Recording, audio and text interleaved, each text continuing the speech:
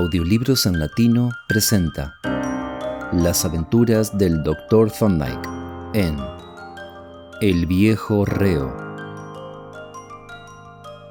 Parte 1. Lo inalterable cambiado. Entre los placeres menores y puramente físicos de la vida, tiendo a valorar muy alto ese sentimiento de confort corporal que se experimenta al pasar de la oscuridad exterior de una noche húmeda de invierno a un interior acogedor iluminado por la luz suave de las lámparas y el resplandor de la chimenea. Y así lo pensé cuando, en una sombría noche de noviembre, entré en nuestras estancias en el Temple y encontré a mi amigo fumando su pipa con holgura, en zapatillas, junto a un fuego crepitante, frente a un sillón vacío claramente colocado en preparación para mí. Mientras me despojaba del húmedo abrigo, miré inquisitivamente a mi colega, pues sostenía en su mano una carta abierta, y parecía percibir en su semblante algo meditativo y autocomplaciente, algo, en resumen, sugerente de un nuevo caso. «Estaba considerando», dijo él, en respuesta a mi mirada inquisitiva, «si estoy a punto de convertirme en cómplice después del hecho. Lea esto y deme su opinión». Me entregó la carta, la cual leí en voz alta. «Estimado señor, estoy en gran peligro y angustia. Se ha emitido una orden de arresto en mi contra por un cargo del cual soy completamente inocente. ¿Puedo ir a verle y me permitiría partir con seguridad?» El portador esperará una respuesta. Dije, sí, por supuesto, no había otra opción, dijo Thorndyke. Pero si lo dejo ir, como he prometido hacerlo, estaré virtualmente encubriendo su fuga. Sí, estará corriendo un riesgo, respondí. ¿Cuándo va a venir? Debería haber llegado hace 5 minutos, y más bien creo... Sí, aquí está. Un paso sigiloso en la escalera fue seguido por un suave golpeteo en la puerta exterior. Thorndyke se levantó y, abriendo de par en par la puerta interior, descorrió el pesado cerrojo de roble. ¿El Dr. Thorndyke?, inquirió una voz jadeante y temblorosa. Sí, adelante. ¿Me envió una carta por mano? Así es, señor, fue la respuesta. Y el hablante entró, pero al verme se detuvo en seco. Este es mi colega, el Dr. Jervis, explicó Thorndyke. No tiene que... Oh, lo recuerdo, interrumpió nuestro visitante con tono de alivio. Los he visto a ambos antes, saben, y ustedes también me han visto a mí.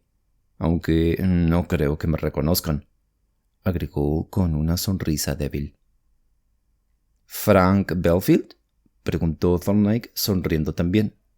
La mandíbula de nuestro visitante cayó y miró a mi colega con repentina consternación. Y debo señalar, continuó Thorndyke, que para un hombre en su peligrosa situación estará corriendo riesgos completamente innecesarios. Esa peluca, esa barba postiza y esos lentes, con los cuales obviamente no puede ver, son suficientes para atraer a toda la fuerza policial tras de usted. No es sabio que un hombre buscado por la policía se disfrace como si acabara de escapar de una ópera cómica. El señor Belfield se sentó con un gemido y, quitándose los lentes, miró estúpidamente de uno a otro. Ahora, cuéntenos sobre su pequeño asunto, dijo Thorndyke. ¿Dice que es inocente? Lo juro, doctor, respondió Belfield, añadiendo con gran seriedad. Y créame, señor, que si no lo fuera, no estaría aquí. Fue usted quien me condenó la última vez, cuando me creía completamente a salvo, así que conozco demasiado bien sus métodos como para intentar engañarle. Si es inocente, respondió Thorndyke, haré lo que pueda por usted, pero si no lo es... Bueno, habría sido más bien sabio si se hubiera mantenido alejado. Lo sé bastante bien, dijo Belfield, y solo temo que no crean lo que voy a contarles.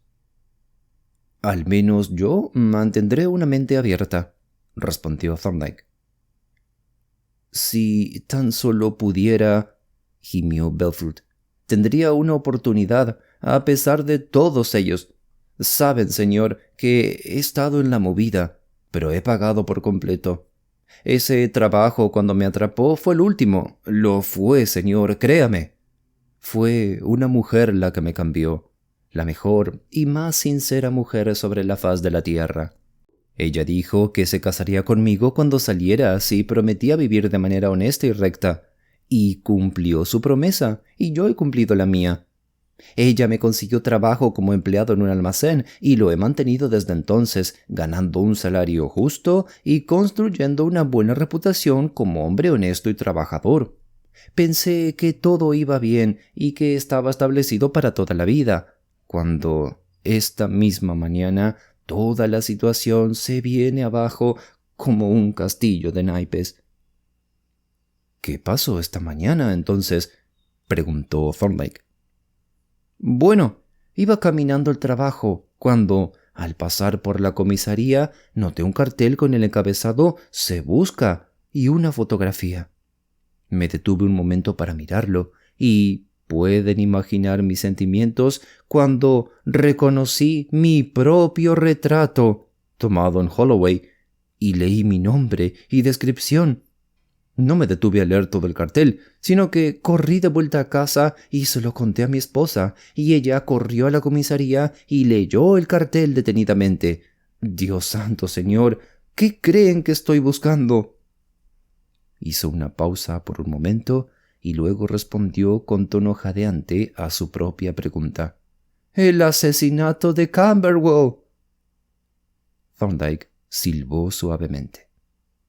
«Mi esposa sabe que no lo hice», continuó Bofill, «porque estuve en casa toda la tarde y noche. Pero, ¿de qué sirve la esposa de un hombre para probar una coartada?» «No mucho, temo», admitió Thorndyke.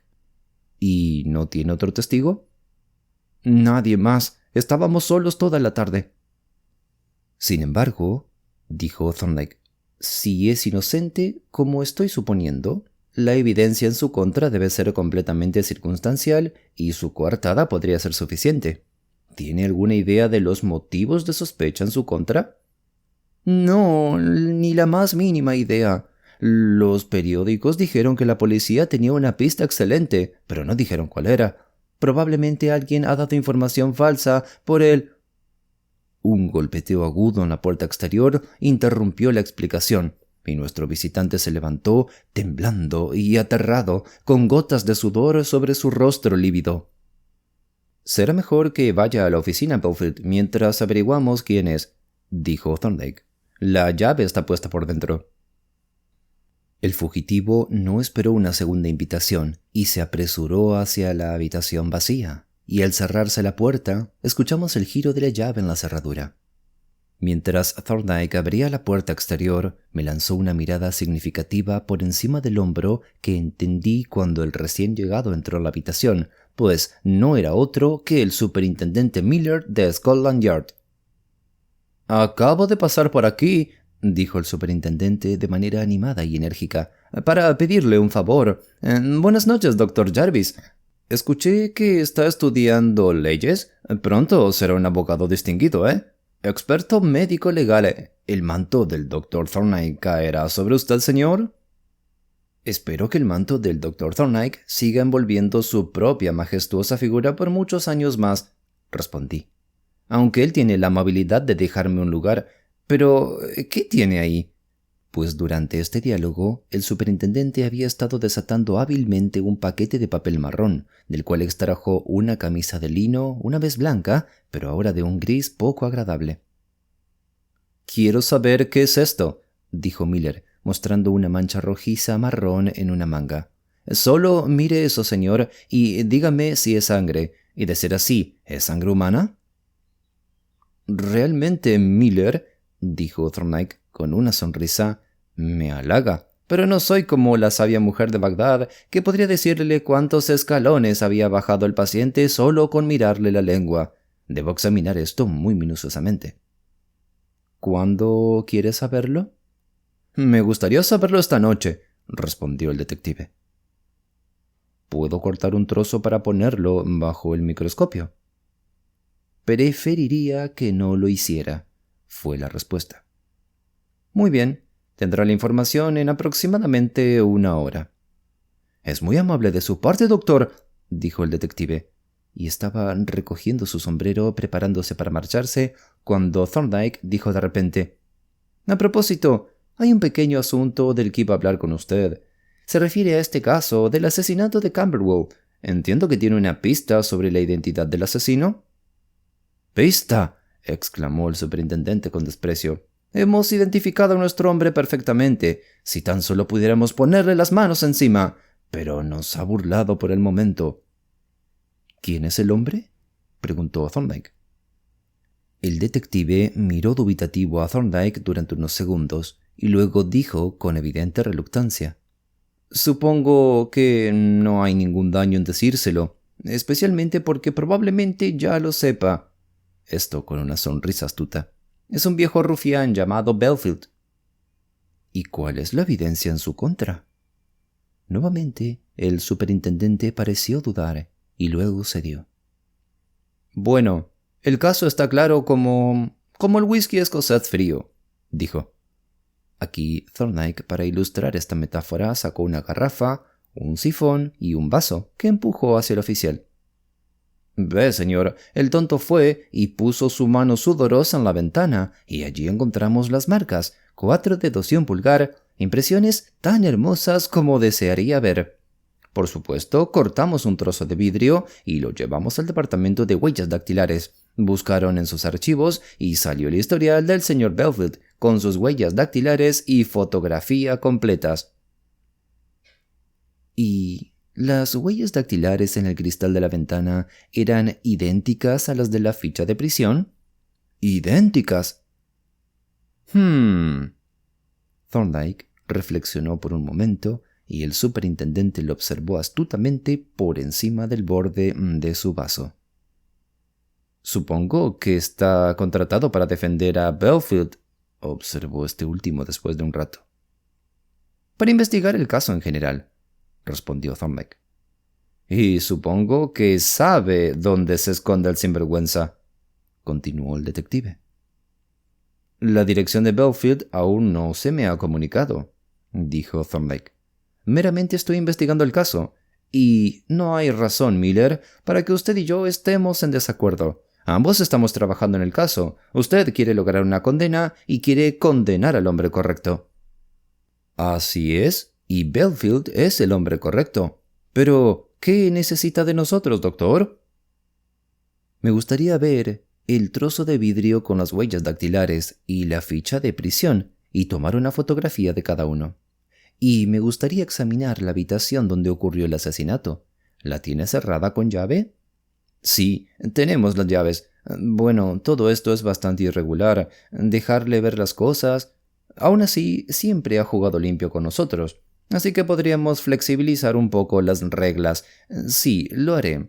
Volveré en 1 hora por su informe y traeré el vidrio y la ficha. No puedo dejar que salgan de mi custodia, ya sabe. Me marcho ahora».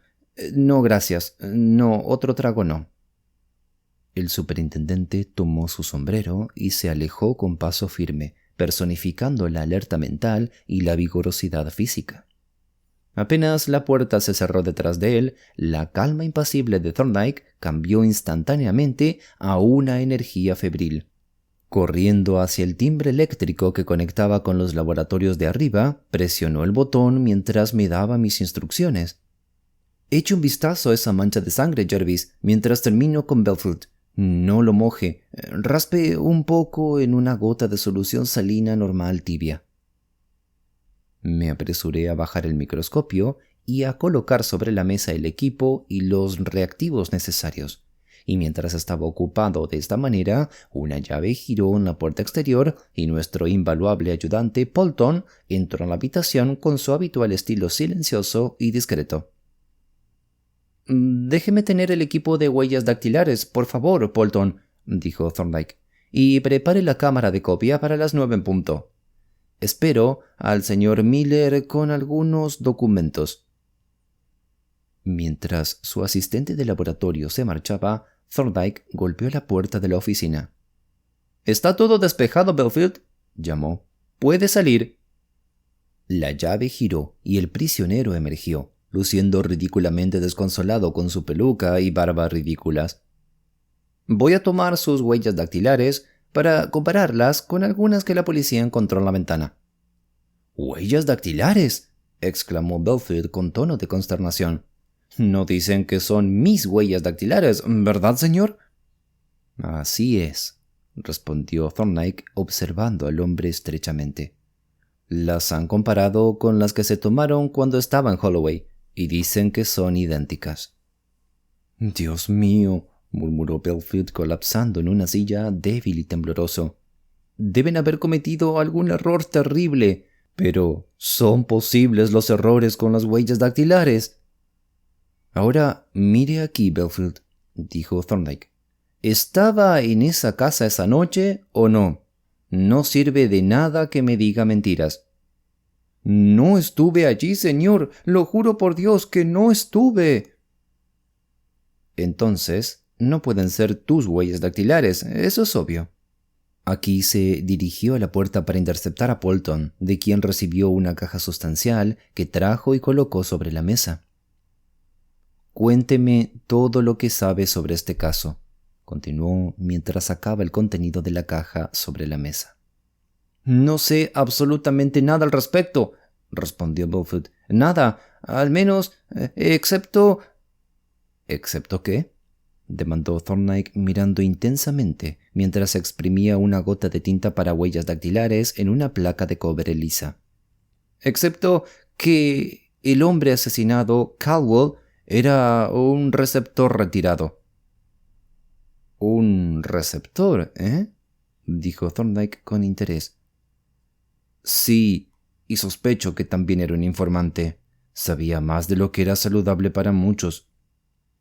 ¿Sabía algo sobre usted? Sí, pero nada que la policía no sepa. Con un pequeño rodillo, Thorndyke extendió la tinta sobre la placa formando una capa delgada.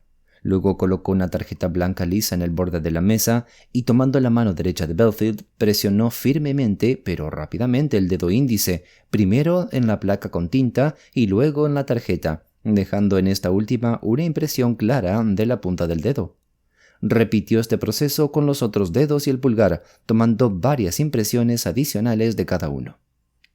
Esa fue una lesión desagradable en su dedo índice, Belfield, dijo Thorndyke, sosteniendo el dedo a contraluz y examinando cuidadosamente la punta.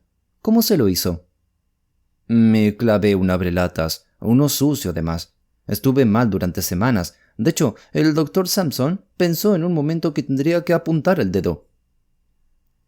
¿Cuánto tiempo ha pasado desde entonces? Oh, casi un año, señor.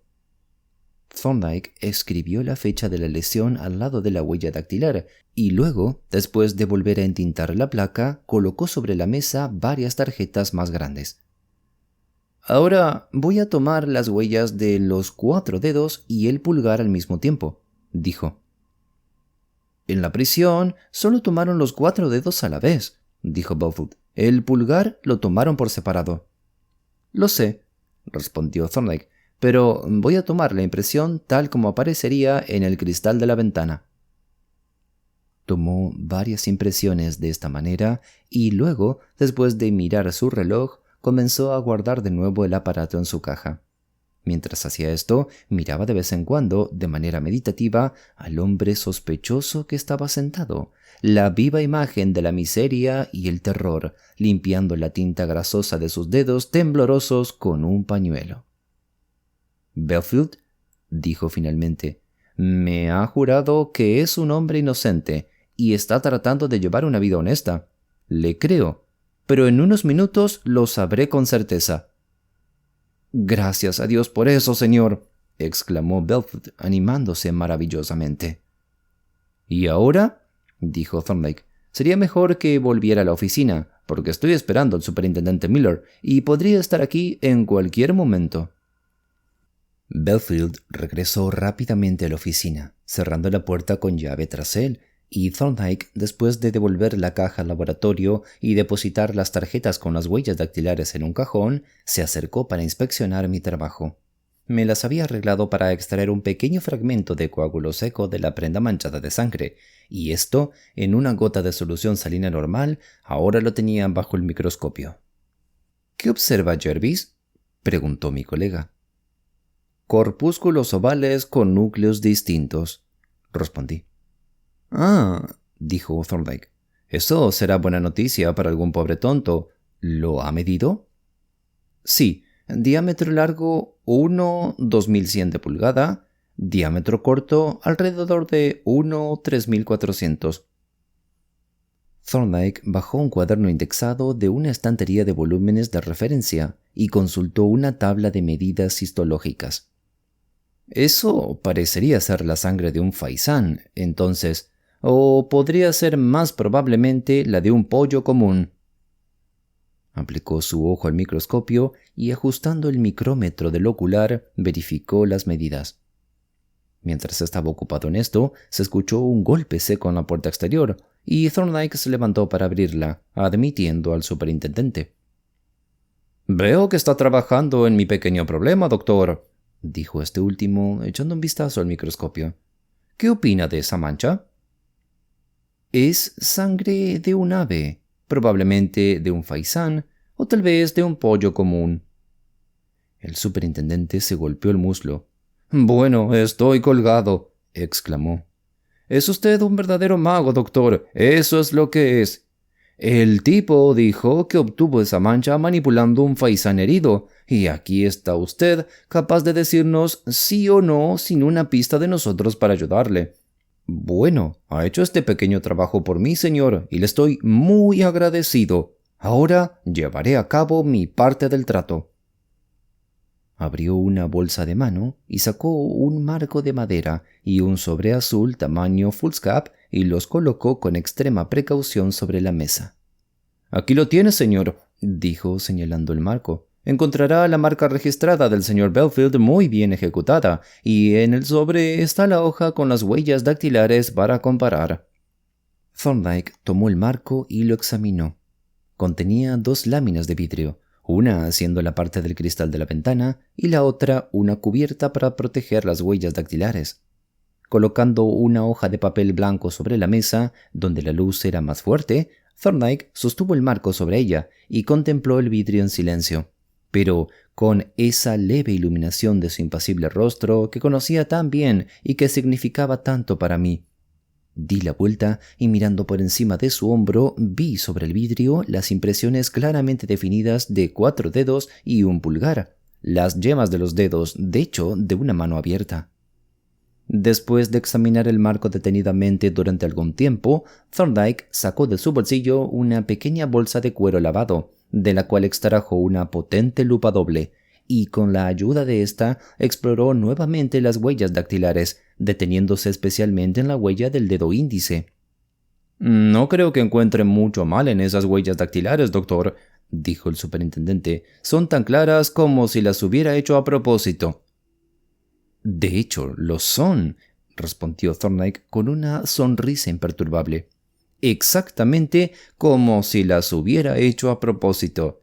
Y qué limpio está el cristal, como si los hubiera pulido antes de hacer la impresión». El superintendente miró a Thorndyke con rápida suspicacia, pero la sonrisa había desaparecido y había sido reemplazada por una inmovilidad de madera de la que no se podía extraer nada. Después de examinar exhaustivamente el vidrio, Thorndyke sacó la hoja con las huellas dactilares de su sobre y la escaneó rápidamente, mirando repetidamente del papel al vidrio y del vidrio al papel. Finalmente los colocó ambos sobre la mesa y, volviéndose hacia el detective, lo miró fijamente a los ojos. «Creo, Miller», dijo, «que puedo darle una pista». «¿En serio, señor? ¿Y cuál podría ser esa pista?» «Es esto. Está persiguiendo al hombre equivocado», respondió Thorndyke firmemente. El superintendente resopló, no un resoplido fuerte, porque eso habría sido grosero, y ningún oficial podría ser más educado que el superintendente Miller, pero transmitió una protesta que rápidamente siguió con palabras. ¿No quiere decir que las huellas de ese cristal no son las huellas dactilares de Frank Belfield? Digo que esas huellas no fueron hechas por Frank Belfield, respondió Thorndyke con firmeza. ¿Admite, señor, que las huellas dactilares en el formulario oficial fueron hechas por él? No tengo dudas de que lo fueron. Bien, señor. El señor Singleton, del Departamento de Huellas Dactilares, ha comparado las huellas en el cristal con las del formulario y dice que son idénticas, y las he examinado y digo que son idénticas. Exactamente, dijo Thorndyke, y las he examinado y también digo que son idénticas. Y por lo tanto, esas en el cristal no pueden haber sido hechas por Belfield. El superintendente resopló nuevamente, esta vez un poco más fuerte, y miró a Thorndyke con cejas fruncidas. «¿No me estará tomando el pelo, supongo, señor?», preguntó un poco amargamente. «¿Tan pronto pensaría en hacer cosquillas a un puercoespín?», respondió Thorndyke con una sonrisa suave. «Bueno», replicó el detective desconcertado, «si no le conociera, señor, diría que está hablando un completo sinsentido. Tal vez no le importaría explicar qué quiere decir». «Supongamos», dijo Thorndyke, «que le demuestro claramente que esas huellas en el cristal no fueron hechas por Belfield. ¿Ejecutaría una orden?». «¿Qué cree?», exclamó Miller. «¿Cree que iríamos al tribunal para que viniera y desmontara nuestro caso, como hizo en ese asunto Hornby? Por cierto, ese también fue un caso de huellas dactilares, ahora que lo pienso». Y el superintendente de repente se volvió pensativo. «Se ha quejado muchas veces», continuó Thorndyke, «de que le he ocultado información y le he presentado pruebas inesperadas en el juicio. Ahora voy a confiarle algo, y cuando le haya demostrado que esta pista suya es falsa, esperaré que deje a ese pobre tonto Belfield ir en paz». El superintendente gruñó, una forma de expresión que no comprometía nada. «Esas huellas», continuó Thorndyke levantando nuevamente el marco, «presentan varias características de interés, una de las cuales, al menos, no debería haberse escapado ni a usted ni al señor Singleton, como parece haber ocurrido. Observe ese pulgar». El superintendente lo hizo y luego observó el papel oficial. «Bueno», dijo, «no veo nada malo en él. Es exactamente como la huella en el papel». «Por supuesto», respondió Thorndyke, «y ahí radica el punto. No debería ser así. La huella del pulgar en el papel se tomó por separado de los dedos. ¿Y por qué? Porque era imposible tomarla al mismo tiempo. El pulgar está en un plano diferente de los dedos. Cuando la mano se coloca plana sobre cualquier superficie, como esta ventana por ejemplo, las superficies palmares de los dedos la tocan, mientras que es el costado del pulgar el que entra en contacto y no la superficie palmar. Pero en esto, golpeó el cristal enmarcado con el dedo, las huellas muestran las superficies palmares de los 5 dedos en contacto al mismo tiempo, lo cual es imposible. Solo intente poner su propio pulgar en esa posición y verá que es así. El detective extendió la mano sobre la mesa y comprendió inmediatamente la verdad de la afirmación de mi colega. «¿Y qué prueba eso?», preguntó. «Demuestra que la huella del pulgar en el cristal no se hizo al mismo tiempo que las huellas de los dedos, que se agregó por separado. Y ese hecho parece demostrar que las huellas no se hicieron accidentalmente, sino, como ingeniosamente sugirió hace un momento, fueron colocadas allí con un propósito». «No alcanzo a comprender la dirección de todo esto», dijo el superintendente, frotándose la parte posterior de la cabeza perplejo. «Y dijo hace un rato que las huellas en el cristal no pueden ser de Belfield porque son idénticas a las del formulario. Ahora, eso me parece un completo sinsentido, si me permite decirlo». «Y sin embargo», respondió Thorndyke, «es un hecho. Escuche, estas huellas», aquí tomó la hoja oficial, se tomaron en Holloway hace 6 años. Estas, señalando el cristal enmarcado, se hicieron esta misma semana. Una es, en cuanto al patrón de crestas, una duplicación perfecta de la otra. ¿No es así? Así es, doctor. Estuvo de acuerdo el superintendente. Muy bien, ahora suponga que le digo que en los últimos 12 meses ha sucedido algo a Belfield que ha provocado un cambio apreciable en el patrón de crestas en uno de los dedos. Pero, ¿es posible tal cosa? No solo es posible, sino que ha ocurrido. Se lo mostraré. Sacó de un cajón las tarjetas en las que Belfield había dejado sus huellas dactilares y las colocó frente al detective. «Observe las huellas del dedo índice», dijo señalándolas. «Hay una docena en total, y notará en cada una línea blanca que cruza las crestas y las divide. Esa línea es causada por una cicatriz que ha destruido una parte de las crestas y ahora es una parte integral de la huella dactilar de Belfield. Y como no se ve ninguna línea así en esta huella en el cristal, en la que las crestas aparecen perfectas como eran antes de la lesión, se deduce que esa huella no pudo haber sido hecha por el dedo de Belfield». «No hay duda sobre la lesión, supongo». «Ninguna. Ahí está la cicatriz para probarlo, y puedo presentar al doctor que atendió a Belfield en ese momento». El oficial se frotó la cabeza con más fuerza que antes y miró a Thorndyke con cejas fruncidas.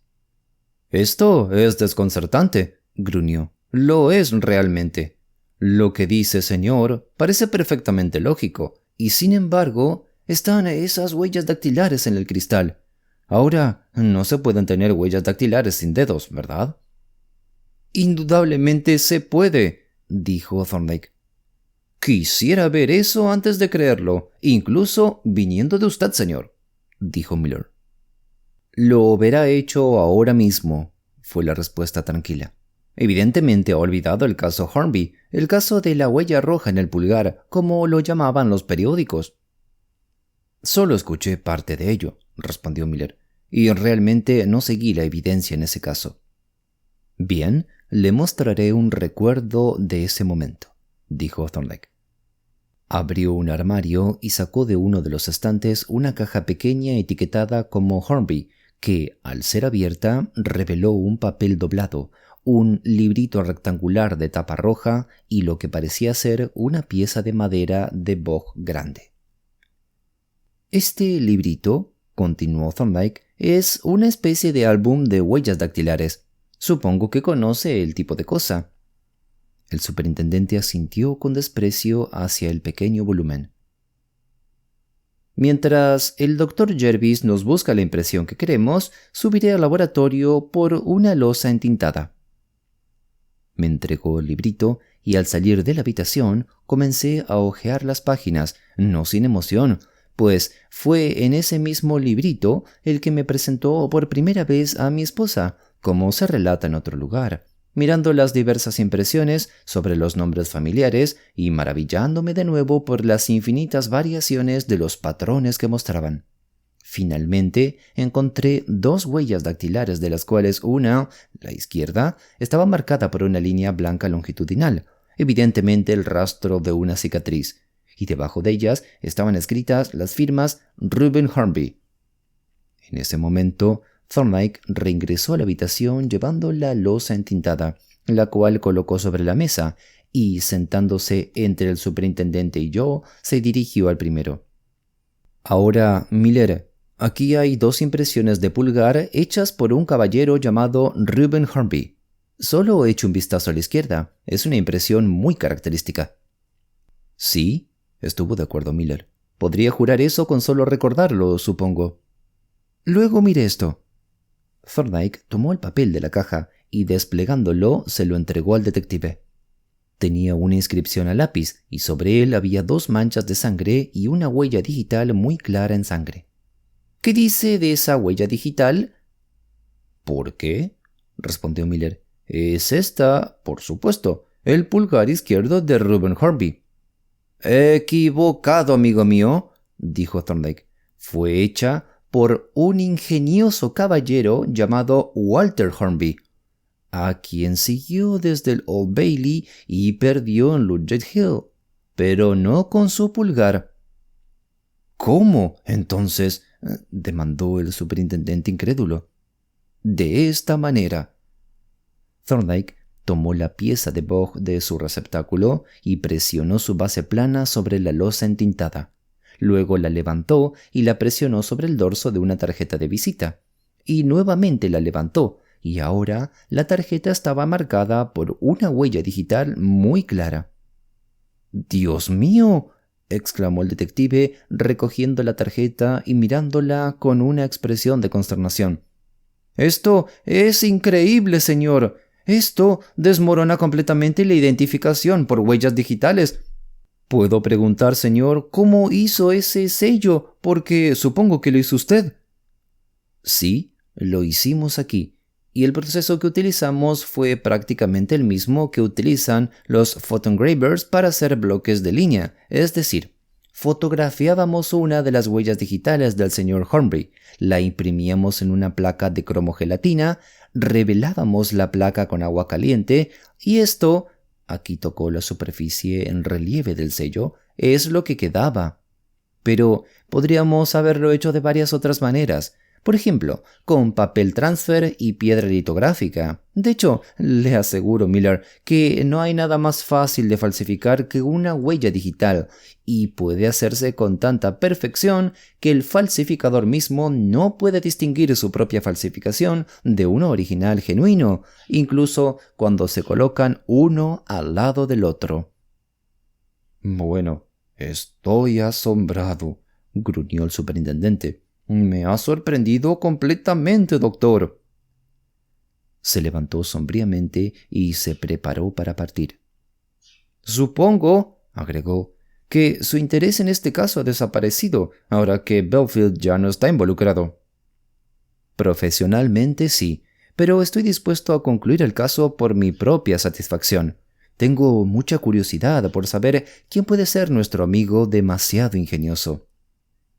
El rostro de Miller se iluminó. «Le daremos todas las facilidades, ya sabe. Y eso me recuerda que Singleton me dio estas 2 fotografías para usted, una del papel oficial y una de las impresiones en el cristal. ¿Hay algo más que podamos hacer por usted?» «Me gustaría echar un vistazo a la habitación en la que tuvo lugar el asesinato». «Por supuesto, doctor. Mañana, si gusta, lo veré allí por la mañana a las 10, si le conviene». «Sería excelente», le aseguró Thorndyke, y con esto el superintendente partió con renovados ánimos. Apenas habíamos cerrado la puerta cuando hubo un golpeteo apresurado y urgente en ella, tras lo cual la abrí de nuevo, y una mujer vestida con discreción y con un grueso velo que estaba parada en el umbral pasó rápidamente a mi lado hacia la habitación. «¿Dónde está mi esposo?», demandó mientras cerraba la puerta. Y luego, al ver a Thorndyke, se dirigió hacia él con aire amenazante y un rostro aterrorizado pero enojado. «¿Qué ha hecho usted con mi esposo, señor?», repitió. «Lo ha traicionado después de dar su palabra. Me encontré con un hombre que parecía un policía en las escaleras». «Su esposo, señora Belfield, está aquí y completamente a salvo», respondió Thorndyke. «Se encerró él mismo en esa habitación», indicando la oficina. La señora Belfield se lanzó hacia allá y golpeó con firmeza la puerta. «¿Estás ahí, Frank?», llamó. En respuesta inmediata, la llave giró, la puerta se abrió y Belfield salió luciendo muy pálido y cansado. «Me tuvo mucho tiempo allí dentro, señor», dijo. «Me tomó mucho tiempo demostrarle al superintendente Miller que estaba persiguiendo al hombre equivocado, pero lo logré y ahora Belfield es libre. Se ha retirado el cargo en su contra». Belfield permaneció por un momento como aturdido, mientras su esposa, después de un momento de asombro silencioso, le rodeó el cuello con los brazos y rompió a llorar. «¿Pero cómo supo que yo era inocente, señor?», demandó el desconcertado Belfield. «¿Cómo supe? Cada quien a lo suyo, ya sabe. Bueno, los felicito, y ahora vayan a casa, disfruten de una buena comida y descansen bien esta noche. Estrechó las manos de sus clientes, intentando en vano evitar que la señora Belfield besara su mano, y se quedó en la puerta abierta escuchando hasta que el sonido de sus pasos alejándose se desvaneció. «Una mujer noble y valiente, Jervis», dijo mientras cerraba la puerta. «En otro momento me habría arañado la cara, y pienso descubrir el canalla que intentó arruinar su felicidad». Parte 2. La nave del desierto. El caso que estoy a punto de describir siempre me ha parecido singularmente instructivo, ya que ilustra el valor y la importancia de esa regla fundamental en la realización de investigaciones que Thorndyke había establecido con tanta fuerza. La regla de que todos los hechos relacionados de alguna manera con un caso deben recopilarse de manera imparcial y sin hacer referencia a ninguna teoría.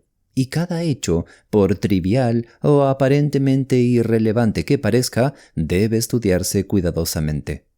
Pero no debo anticipar los comentarios de mi amigo erudito y talentoso sobre este tema que tengo que relatar más adelante. Más bien, procedamos al caso en sí. Había dormido en nuestras oficinas de King's Bench Walk, como solía hacerlo 2 o 3 noches a la semana, y al bajar a la sala de estar, encontré al hombre de Thorndyke, Bolton, dando los últimos toques a la mesa del desayuno, mientras Thorndyke mismo examinaba 2 fotografías de huellas dactilares, tomando medidas detalladas con un par de compases de pelo. Me recibió con su tranquila y amable sonrisa, y dejando los compases, tomó asiento en la mesa del desayuno. «Supongo que viene conmigo esta mañana», dijo. «El caso del asesinato de Camberwell, ya sabe». «Por supuesto que sí. Sí quiere que vaya, pero prácticamente no sé nada del caso. ¿Podría darme un resumen de los hechos conocidos?» Thorndyke me miró solemnemente, pero con un destello travieso en los ojos.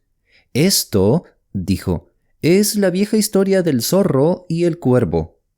Usted me invita a disertar mientras encanto su oído. Usted me arrima con el jamón asado. Un complot bien urdido, mi aprendido colega». «Y tal es el resultado del contacto con las clases criminales», exclamé. «Lamento que se vea usted mismo de esa manera», replicó él con una sonrisa maliciosa. «Sin embargo, con respecto a este caso, los hechos son brevemente estos. El hombre asesinado, Caldwell, quien parece haber sido anteriormente receptor de bienes robados y probablemente también un espía policial, vivía una vida solitaria en una pequeña casa con solo una mujer mayor para atenderlo. Hace una semana, esta mujer fue a visitar a una hija casada y pasó la noche con ella, dejando a Caldwell solo en la casa. Cuando regresó a la mañana siguiente, encontró a su amo muerto en el suelo de su oficina o estudio, en un pequeño charco de sangre. El médico forense encontró que llevaba muerto unas 12 horas. Lo habían matado de un solo golpe, por detrás, con un objeto pesado, y una palanca que estaba en el suelo junto a él encajaba exactamente en la herida. El difunto llevaba una bata y no tenía cuello, y un candelabro de dormitorio estaba boca abajo en el suelo, aunque había gas en la habitación. Y como parece que forzaron la ventana de la oficina con la palanca que encontraron y había pisadas claras en el parterre fuera de la ventana, la policía piensa que el difunto se estaba desvistiendo para irse a la cama cuando fue interrumpido por el ruido de la ventana abierta, que bajó a la oficina y al entrar fue derribado por el ladrón que estaba acechando detrás de la puerta. En el cristal de la ventana, la policía encontró la huella grasienta de una mano derecha abierta, y como sabe, los expertos identificaron las huellas dactilares como las de un viejo convicto llamado Belfield. Como también sabe, demostré que esas huellas dactilares eran en realidad falsificaciones, ejecutadas con sellos de goma o gelatina. Ese sería un resumen del caso. El final de esta narración puso fin a nuestra comida y nos preparamos para nuestra visita al lugar del crimen. Thorndyke metió en su bolsillo su extraño equipo, algo parecido al de un geólogo de campo. guardó las fotografías y nos dirigimos hacia el embarcadero. Supongo que la policía no tiene ninguna pista sobre la identidad del asesino, ahora que las huellas dactilares han fallado, pregunté mientras caminábamos juntos. Supongo que no, respondió, aunque podrían tenerla si examinaran su material. Descubrí un punto bastante interesante esta mañana, que es el siguiente. La persona que hizo esas falsas huellas dactilares usó 2 sellos, uno para el pulgar y otro para los 4 dedos, y el original del cual se hicieron esos sellos fue el formulario oficial de huellas dactilares. ¿Cómo descubrió eso?, pregunté. Fue muy simple. Recuerda que el señor Singleton del Departamento de Huellas Dactilares me envió a través del superintendente Miller 2 fotografías, una de las huellas en la ventana y otra del formulario oficial con las huellas dactilares de Belfield. Bueno, las he comparado y he realizado las mediciones más minuciosas de cada una y son claramente duplicados. No solo se reproducen fielmente todas las pequeñas imperfecciones en el formulario, debido a una tinta defectuosa, en el cristal de la ventana, sino que las posiciones relativas de los 4 dedos en ambos casos coinciden hasta el centésimo de pulgada. Por supuesto, el sello del pulgar se hizo tomando un óvalo de la impresión rodeada en el formulario. Entonces, ¿sugiere que este asesinato fue cometido por alguien relacionado con el Departamento de Huellas Dactilares de Scotland Yard? Difícilmente, pero alguien ha tenido acceso a los formularios. Ha habido filtraciones en algún lugar. Cuando llegamos a la pequeña casa independiente en la que había vivido el hombre asesinado, la puerta fue abierta por una mujer mayor, y nuestro amigo, el superintendente Miller, nos recibió en el pasillo. «Estamos listos para usted, doctor», dijo. «Por supuesto, todas las cosas ya han sido revisadas una vez, pero ahora las estamos revisando más a fondo». Nos condujo a la pequeña oficina apenas amueblada en la que había ocurrido la tragedia. Una mancha oscura en la alfombra y un agujero cuadrado en uno de los cristales de la ventana servían de memoriales del crimen, que se complementaban con una extraña variedad de objetos dispuestos sobre la mesa cubierta de periódicos. Estos incluían cucharas de plata, relojes, varias piezas de joyería de las que se habían quitado las piedras, ninguna de ellas de considerable valor, y una palanca de fabricación rudimentaria. «No sé por qué Caldwell guardaba todas estas cosas», dijo el superintendente detective. «Aquí hay cosas que pude identificar de 6 robos diferentes y ni una sola condena entre los 6. Thorndyke observó la colección con interés lánguido. Evidentemente estaba decepcionado al encontrar la habitación tan completamente revuelta. «¿Tiene alguna idea de qué se han llevado?», preguntó. «Ninguna en absoluto. Ni siquiera sabemos si se abrió la caja fuerte.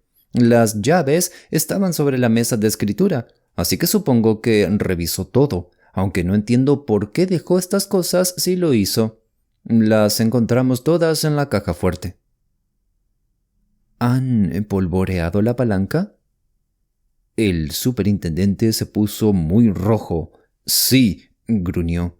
«Pero un puñado de idiotas torpes la habían manoseado antes de que yo la viera, probándola en la ventana. Los idiotas, así que, por supuesto, no mostraba más que las marcas de sus despreciables manos». «Supongo que la ventana no fue realmente forzada, ¿verdad?», dijo Thorndyke. «No», respondió Miller con una mirada de sorpresa hacia mi colega. «Fue una trampa, lo mismo que las pisadas. Debe haberse puesto un par de botas de Caldwell y salido a hacerlas, a menos que las hiciera Caldwell mismo, lo cual no es probable». «¿Han encontrado alguna carta o telegrama?». «Una carta que hacía una cita para las 9 en punto de la noche del asesinato, sin firma ni dirección, y la escritura evidentemente disfrazada». «¿Hay algo que proporcione algún tipo de pista?». «Sí, señor, la hay. Está esto que encontramos en la caja fuerte». Sacó un pequeño paquete que procedió a desatar, mirando de manera algo extraña a Thorndyke mientras lo hacía. Contenía varios trozos sueltos de joyas y un paquete más pequeño formado por un pañuelo de bolsillo atado con cinta. Esto último también lo desató el detective, revelando media docena de cucharas de plata, todas grabadas con el mismo escudo, 2 aleros y un medallón de oro con un monograma. También había media hoja de papel en la que estaba escrita, con una clara intención de disfraz: «Ahí están los bienes de los que te hablé, F.B.». Pero lo que atrajo la atención de Thorndyke y la mía fue el pañuelo en sí, que no estaba muy limpio y estaba manchado con 1 o 2 pequeñas manchas de sangre, ya que estaba marcado en una esquina con el nombre F. Belfield, legiblemente impreso con tinta para marcar con un sello de goma. Thorndyke y el superintendente se miraron y sonrieron. «Sé lo que está pensando, señor», dijo este último. «Estoy seguro de que sí», fue la respuesta, «y es inútil pretender que no está de acuerdo conmigo». «Bueno, señor», dijo Miller obstinadamente, «si ese pañuelo se ha puesto allí como una trampa, es responsabilidad de Belfield demostrarlo. Ya ve, doctor», añadió persuasivamente, «no es solo este trabajo el que está afectado. Esos cubiertos, esos saleros y ese medallón son parte del botín del robo en Winchmore Hill, y necesitamos al caballero que hizo ese trabajo. Lo necesitamos con urgencia». «Sin duda que lo necesitan», respondió Thorndyke, «pero este pañuelo no les ayudará. Un abogado hábil, como el señor Anstey, por ejemplo, lo desacreditaría en 5 minutos. Le aseguro, Miller, que este pañuelo no tiene ningún valor probatorio, mientras que podría resultar un instrumento de investigación invaluable. Lo mejor que puede hacer es entregármelo y dejar ver qué puedo aprender de él». El superintendente estaba claramente insatisfecho, pero finalmente aceptó, con evidente reluctancia, la sugerencia de Thorndyke. «Muy bien, doctor», dijo. «Lo tendrá durante 1 o 2 días. ¿Quiere también las cucharas y demás cosas?» «No, solo el pañuelo y el papel que había dentro». Los 2 artículos fueron entregados a él y depositados en una caja metálica que solía llevar en el bolsillo, y después de algunas palabras más con el desconsolado detective, nos despedimos. «Una mañana muy decepcionante», comentó Thorndyke mientras nos alejábamos. «Por supuesto, la habitación debería haber sido examinada por un experto antes de mover cualquier cosa». «¿Ha recogido algo en forma de información?», pregunté. «Muy poco, excepto la confirmación de mi teoría original. Verá, este hombre Caldwell era un receptor y evidentemente un espía policial. Proporcionaba información útil a la policía y a cambio ellos evitaban investigaciones incómodas. Pero un espía o soplón casi siempre es también un chantajista, y las probabilidades en este caso son que algún delincuente sobre el cual Caldwell estaba presionando demasiado hizo una cita para una reunión cuando la casa estaba vacía y simplemente golpeó a Caldwell en la cabeza. El crimen evidentemente fue planeado de antemano y el asesino vino preparado para matar varios pájaros de un tiro. Así que trajo consigo los sellos para hacer las huellas dactilares falsas en la ventana. Y no tengo dudas de que también trajo este pañuelo y los diversos objetos de plata y joyería de esos robos por los que Miller está tan interesado, y los plantó en la caja fuerte. Notó, supongo, que ninguna de las cosas tenía valor, pero todas eran fácilmente identificables. Sí, me di cuenta de eso. Su objetivo, evidentemente, era endilgar esos robos, además del asesinato al pobre Belfield. Exactamente. Y ve cuál es la actitud de Miller. Belfield es el pájaro en la mano, mientras que el otro hombre, si es que hay otro, todavía está en los arbustos, así que a Belfield se le seguirá la pista y se obtendrá una condena si es posible. Si es inocente, eso es asunto suyo. Y es él quien debe probarlo. ¿Y qué hará ahora?, pregunté. Telegrafiaré a Belfield para que venga a vernos esta noche. Puede que pueda decirnos algo sobre este pañuelo que, con la pista que ya tenemos, nos ponga en el buen camino. ¿A qué hora es su consulta? A las 2:30, y aquí viene mi coche. Estaré de vuelta para almorzar. Subí al estribo y al sentarme en el techo y mirar hacia atrás a mi amigo que caminaba con un paso firme, supe que estaba absorto en sus pensamientos, aunque atento automáticamente a todo lo que sucedía. Mi consulta, se trataba de un caso de locura de cierta importancia, terminó a tiempo para permitirme regresar a nuestras oficinas puntualmente a la hora del almuerzo, y al entrar, de inmediato me llamó la atención algo nuevo en el comportamiento de Thorndyke, una cierta alegría y jovialidad que había aprendido a asociar con un éxito en algún caso intrincado y desconcertante. Sin embargo, no hizo confidencias y de hecho parecía inclinado a apartar por un tiempo todas sus preocupaciones y negocios profesionales. «¿Tomamos la tarde libre, Jervis?», dijo alegremente. «Es un día hermoso y el trabajo está tranquilo en este momento. ¿Qué te parece el zoológico? Tienen un chimpancé espléndido y varios ejemplares de ese notable pez Perioptalmos coltreri. ¿Vamos?». «Por supuesto», respondí. «Y podemos montar en elefante si quiere y arrojar bollos al oso pardo y renovar nuestra juventud como el águila». Pero cuando 1 hora después nos encontramos en los jardines, comencé a sospechar que mi amigo tenía algún propósito interior en esta excursión festiva. Porque no era el chimpancé ni siquiera el pez maravilloso lo que captó su atención.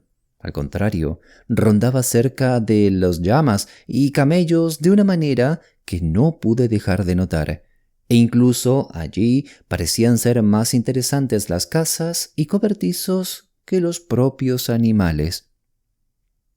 «Mire, Jervis», dijo en ese momento mientras se acercaba un camello ensillado de aspecto desaliñado hacia su casa. «Contemple la nave del desierto, con cubierta de salón elevada a mitad de camino, equipada internamente con compartimientos estancos y mostrando los efectos de la artritis reumatoide en su cadera derecha. Vamos a examinarlo antes de que atraque en su muelle». Tomamos un atajo para interceptar el camello en su camino hacia su residencia y Thorndyke moralizaba mientras avanzábamos. «Es interesante», comentó, «observar la forma en que estos animales especializados, como el caballo, el reno y el camello, han sido apropiados por el hombre, y su carácter especial se ha puesto al servicio de las necesidades humanas. Piense, por ejemplo, en el papel que ha desempeñado el camello en la historia, en el comercio antiguo, y moderno también, por cierto, y en la difusión de la cultura, y en el papel que ha desempeñado en la guerra y la conquista desde la campaña egipcia de Cambises hasta la de Kitchener. Sí, el camello es un animal muy notable, aunque hay que admitir que este ejemplar en particular es una bestia bastante ruin». El camello pareció ser consciente de estos comentarios despectivos, porque al acercarse saludó a Thorndyke con una sonrisa superciliosa y luego apartó la cabeza. «Su carga ya no es tan joven como solía ser», observó Thorndyke al hombre que conducía el animal. «No, señor, no lo es. Se está haciendo viejo, y eso es un hecho. Lo demuestra también». «Supongo», dijo Thorndyke, caminando hacia la casa junto al hombre, «que estos animales requieren mucha atención». «Está en lo cierto, señor, y son animales de muy mal genio». «Así he oído, pero son criaturas interesantes, los camellos y llamas. ¿Sabe si aquí se pueden conseguir conjuntos completos de fotografías de ellos?» «Puede obtener muchas en la portería, señor», respondió el hombre, «pero no todas, creo. Si quiere un conjunto completo, hay un hombre en la casa de los camellos que podría dárselas. Él mismo toma las fotos y es muy hábil en ello, pero no está aquí en este momento». «Tal vez podría darme su nombre para que pueda escribirle», dijo Thorndyke. «Sí, señor. Su nombre es Woodthorpe, Joseph Woodthorpe. Hará cualquier cosa que le pida». «Gracias, señor. Buenas tardes, señor». y embolsando una propina inesperada, el hombre llevó a su carga hacia la guarida. El interés absorbente de Thorndyke por los camélidos parecía ahora de repente extinguirse, y me permitió llevarlo a cualquier parte de los jardines que me atrajera, mostrando un interés imperial en todos los habitantes, desde los insectos hasta los elefantes, y disfrutando de sus vacaciones, si es que eran tales, con la alegría y el espíritu juvenil de un escolar. Sin embargo, nunca dejó pasar la oportunidad de recoger un cabello o una pluma sueltos. Los recogía con cuidado, los envolvía en papel separado en el que escribía su descripción y los depositaba en su caja colectora de hojalata. «Nunca se sabe», comentó mientras nos alejábamos del recinto de los avestruces, «cuándo una muestra para comparación puede ser de vital importancia. Aquí, por ejemplo, hay una pequeña pluma de un casuario, y aquí el pelo de un ciervo guapití. Ahora, el reconocimiento de cualquiera de estos podría, en ciertas circunstancias, llevar a la detección de un criminal o salvar la vida de un hombre inocente. La cosa ha sucedido repetidamente y puede volver a suceder mañana». «Debe de tener una enorme colección de cabellos en su gabinete», comenté mientras caminábamos de regreso a casa. «Sí, la tengo», respondió él. «Probablemente la más grande del mundo. Y en cuanto a otros objetos microscópicos de interés médico-legal, como polvo y barro de diferentes localidades y de industrias, y manufacturas específicas, fibras, productos alimenticios y medicamentos, mi colección es ciertamente única». «¿Y ha encontrado útil su colección en el trabajo?», pregunté. «Constantemente. Una y otra vez he obtenido, mediante referencia a mis muestras, las pruebas más inesperadas, y mientras más practico, más convencido estoy de que el microscopio es el recurso fundamental del médico forense». «Por cierto», dije, «mencionó que envió un telegrama a Belfield. ¿Lo envió?» «Sí, le pedí que viniera a verme esta noche a las 8:30, y si es posible, que trajera a su esposa con él. Quiero llegar al fondo de ese misterio del pañuelo». «¿Pero cree que le dirá la verdad al respecto?» «Eso es imposible de juzgar. Sería tonto si no lo hiciera. Pero creo que sí. Me teme y teme mis métodos». Tan pronto como terminamos nuestra cena y recogimos la mesa, Thorndyke sacó la caja recolectora de su bolsillo y comenzó a clasificar la cosecha del día, dando instrucciones explícitas a Polton para la disposición de cada muestra. Los cabellos y las pequeñas plumas se montarían como objetos microscópicos, mientras que las plumas más grandes se colocarían, cada una en su sobreetiquetado separado, en su caja correspondiente. Mientras se daban estas instrucciones, yo estaba junto a la ventana mirando distraído hacia afuera mientras escuchaba, recogiendo muchos consejos útiles en la técnica de preparación y conservación y lleno de admiración tanto por el exhaustivo conocimiento práctico de mi colega como por la manera perfecta en que había entrenado a su asistente. De repente me sobresalté, pues una figura conocida cruzaba desde Crown Office Row y claramente se dirigía hacia nuestras oficinas. «¡Dios mío, Thorndyke!», exclamé. «¡Aquí hay un buen lío!». «¿Qué pasa?», preguntó él, levantando la vista ansiosamente. «El superintendente Miller se dirige directamente hacia nuestra puerta, y ahora son 20 minutos pasados de las 8. Thorndyke rió. «Será una situación curiosa», comentó, «y algo impactante para Belfield. Pero realmente no importa. De hecho, creo que, en general, estoy bastante complacido de que haya venido». Unos momentos más tarde, se escuchó el enérgico golpeteo del superintendente y cuando Polton le abrió la puerta, él entró y observó la habitación un poco avergonzado. «Me da vergüenza molestarlo de esta manera, señor», comenzó disculpándose. «Para nada», respondió Thorndyke, serenamente metiendo la pluma de avestruz en un sobre y escribiendo el nombre, la fecha y la localidad en el exterior. «Soy su servidor en este caso, ya sabe. Polton Whisky con soda para el superintendente. Verá, señor, continuó Miller, nuestros superiores comienzan a preocuparse por este caso y no aprueban que haya entregado ese pañuelo y el papel a usted, ya que tendrán que ser presentados como evidencia. Imaginé que podrían objetar, comentó Thorndyke. Así pensé, señor, y lo hacen. Y en resumen, dicen que debo recuperarlos de inmediato. Espero que no le incomode, señor.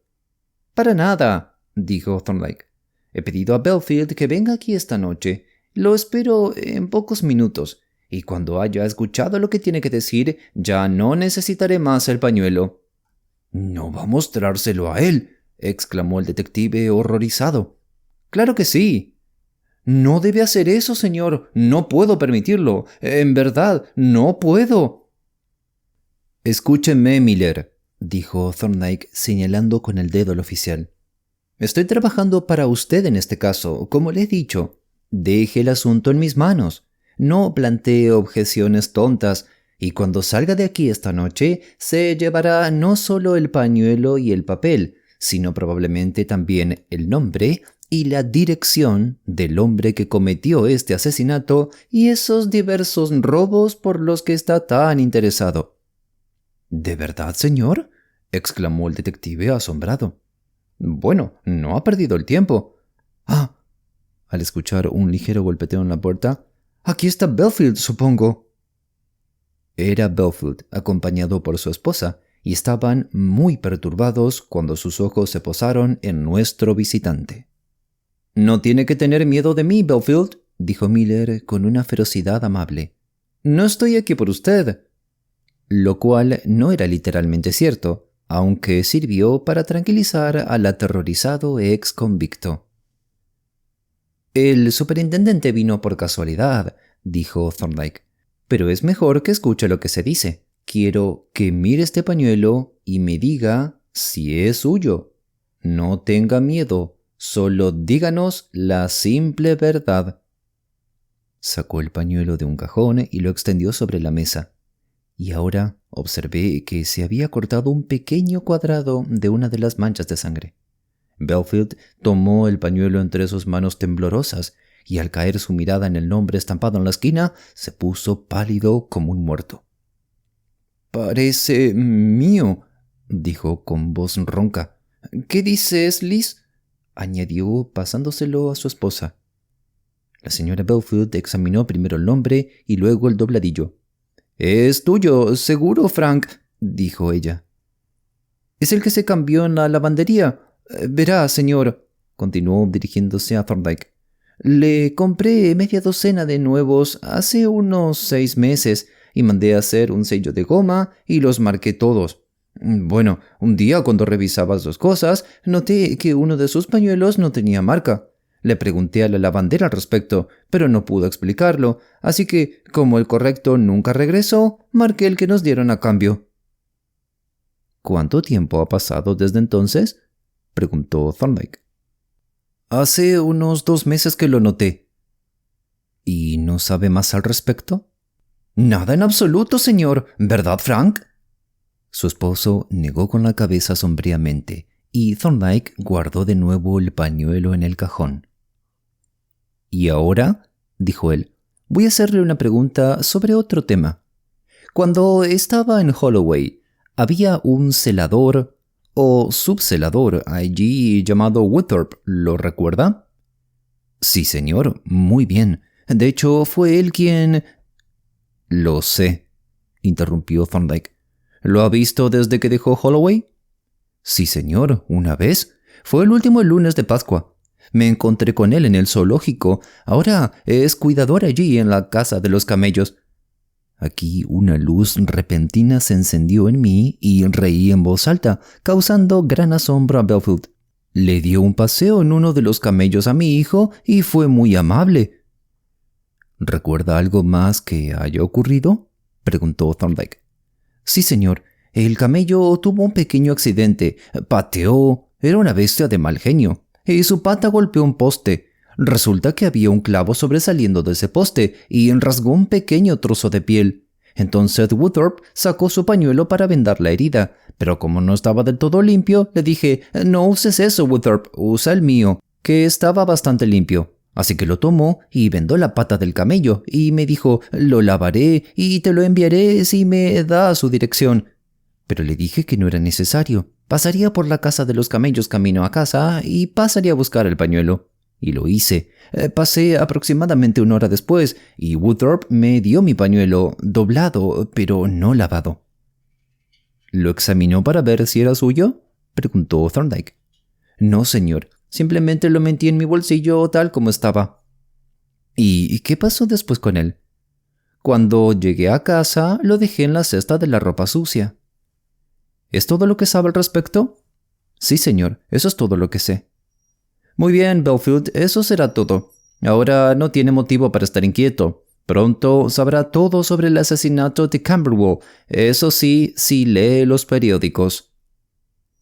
El ex convicto y su esposa obviamente se sintieron aliviados por esta garantía y se marcharon en bastante buen ánimo.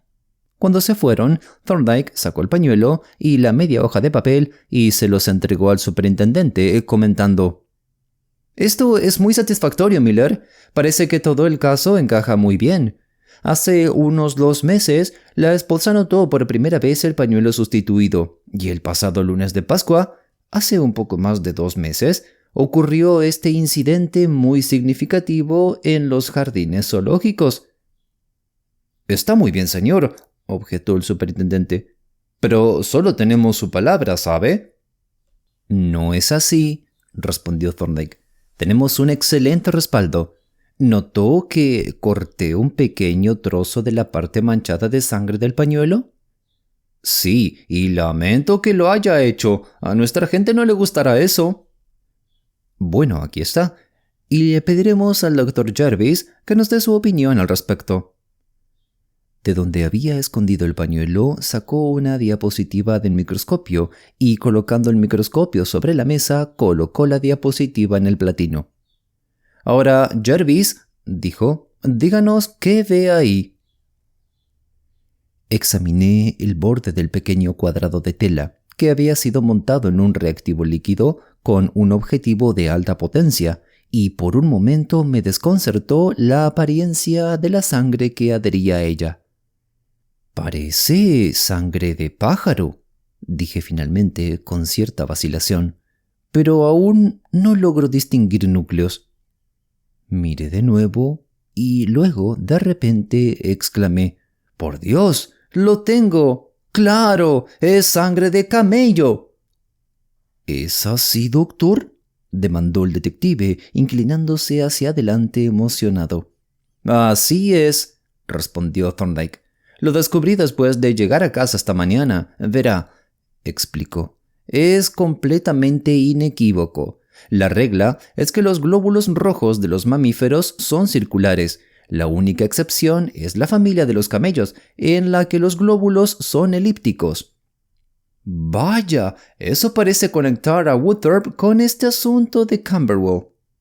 «Lo conecta con él de manera muy concluyente», dijo Thorndyke. «Está olvidando las huellas dactilares». El detective parecía confundido. «¿Qué pasa con ellas?», preguntó. «Fueron hechas con sellos, 2 sellos, de hecho, y esos sellos fueron hechos mediante un proceso fotográfico a partir del formulario oficial de las huellas dactilares. Puedo demostrar eso más allá de toda duda». «Bueno, supongamos que lo fueron. ¿Y qué?». Thorndyke abrió un cajón y sacó una fotografía que entregó a Miller. «Aquí», dijo, «está la fotografía del formulario oficial de huellas dactilares que tuvo la amabilidad de traerme. ¿Qué dice ahí abajo?», y señaló con el dedo. El superintendente leyó en voz alta: «Impresiones tomadas por Joseph Woodthorpe, rango celador, prisión Holloway». Miró la fotografía por un momento y luego exclamó: «¡Vaya! ¡Estoy asombrado! Ha resuelto esto de manera ingeniosa, doctor, y muy rápido también. Tendremos al señor Woodthorpe bajo llave mañana por la mañana temprano. Pero, ¿cómo cree que lo hizo?». Podría haber tomado huellas dactilares duplicadas y conservado un formulario. Los prisioneros no sabrían que había algo mal, pero no lo hizo en este caso. Debió haber logrado tomar una fotografía del formulario antes de enviarlo. Un fotógrafo hábil solo necesitaría 1 minuto o 2 con una cámara de mano adecuada colocada sobre una mesa a la distancia adecuada de la pared, y he averiguado que es un fotógrafo hábil. Probablemente encontrará el aparato y también los sellos cuando registre sus habitaciones. Bueno, realmente nos da algunas sorpresas, doctor. Pero ahora debo irme a gestionar todo este desorden. Buenas noches, señor, y muchas gracias por su ayuda. Cuando el superintendente se fue, nos quedamos un rato mirándonos en silencio. Finalmente, Thorndyke habló. «Aquí tiene un caso, Jervis», dijo, «que, simple como es, enseña una lección invaluable. Una lección que debería tomar muy en serio. Es la siguiente. El valor probatorio de cualquier hecho es una cantidad desconocida hasta que el hecho ha sido examinado. Eso parece una verdad evidente por sí misma, pero al igual que muchas otras verdades evidentes por sí mismas, constantemente se pasa por alto en la práctica. Tome este caso en particular. Cuando salí de la casa de Caldwell esta mañana, los hechos que tenía en mi poder eran estos. 1. El hombre que asesinó a Caldwell estaba directa o indirectamente conectado con el departamento de huellas dactilares. 2. Casi con certeza era un fotógrafo hábil. 3. Probablemente cometió los robos en Windermere Hill y en otros lugares. 4. Caldwell lo conocía, había tenido tratos profesionales con él y probablemente estaba siendo chantajeado. Esto era todo, una pista muy vaga, como ve. Estaba el pañuelo plantado, como no tenía duda, pero no podía demostrarlo. El nombre estampado en él era el de Belfield, pero cualquiera puede hacer un sello de goma. Luego estaba manchado con sangre, como a menudo están los pañuelos. Esa sangre podía ser o no ser humana. Parecía que no importaba en absoluto si lo era o no. Sin embargo, me dije a mí mismo, si es sangre humana, o al menos sangre de mamífero, ese es un hecho. Y si no es sangre humana, eso también es un hecho. Obtendré ese hecho y entonces sabré cuál es su valor. Examiné la mancha cuando llegué a casa y he aquí, era sangre de camello, y de inmediato este insignificante hecho se convirtió en una prueba de importancia primordial. El resto era obvio. Había visto el nombre de Woodthorpe en el formulario y conocía a varios otros funcionarios. Mi tarea era visitar todos los lugares en Londres donde hubiera camellos, obtener los nombres de todas las personas relacionadas con ellos y averiguar si alguna de ellas era fotógrafo. Naturalmente, fui primero al zoológico y en la primera redada enganché a Joseph Woodthorpe. Por eso digo nuevamente, nunca considere un hecho irrelevante hasta que lo haya examinado.